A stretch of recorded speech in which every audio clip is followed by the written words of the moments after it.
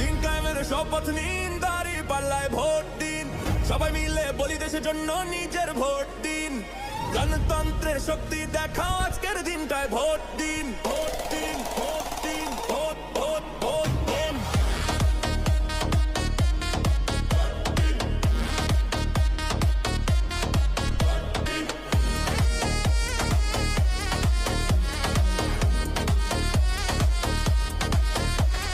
চলো সবাই একসাথে হাঁটি, লাইনে